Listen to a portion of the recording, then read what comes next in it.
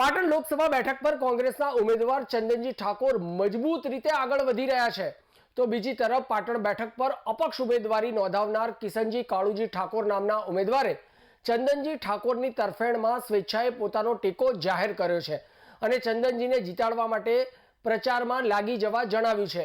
વાહિદપુરાના કિશનજી ઠાકોર ચંદનજી ઠાકોરના ઘરે આવીને તેમને અપક્ષ ઉમેદવાર તરીકે ટેકો જાહેર કર્યો હતો અને જણાવ્યું હતું કે તેઓ જ્યાં જ્યાં પ્રચાર માટે જતા હતા ત્યાં કોંગ્રેસના ચંદનજીનું વાતાવરણ જાણવા મળતું હતું અને ઠાકોર સમાજે પણ તેમને કહ્યું કે ચંદનજી જીતના ઉમેદવાર છે, ત્યારે મેં સ્વેચ્છાએ ચંદનજીને મારો ટેકો જાહેર કર્યો છે। આમ પાટણ બેઠકના કાંટે કી ટક્કર સમાન ચૂંટણીના જંગમાં કોંગ્રેસનો પંજો દિન પ્રતિદિન વધુ ને વધુ મજબૂત બનીને બહાર આવી રહ્યો છે। ગામે ગામ અને શહેરી વિસ્તારમાં પણ પંજો ચાલી રહ્યો છે। મતદાનનો મૂડ બદલાયો છે અને લોકો પણ હવે 2024ની આ ચૂંટણીમાં પાટણના જનપ્રતિનિધિ તરીકે કોંગ્રેસના ચંદનજી ઠાકોરને વિજેતા બનાવીને દિલ્હી મોકલવા સંકલ્પબદ્ધ બની રહ્યા હોય તેવું વાતાવરણ જામ્યું છે।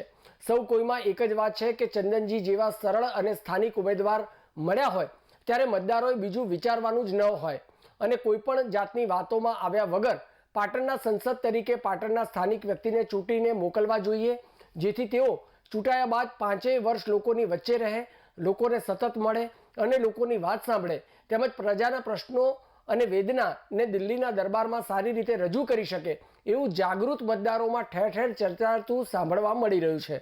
હું કિશનજી કાળુજી ઠાકોર, ગામ વાહિદપુરા, એ અપક્ષ ઉમેદવારી નોંધાઈ હતી 3 લોકસભા પાટણ।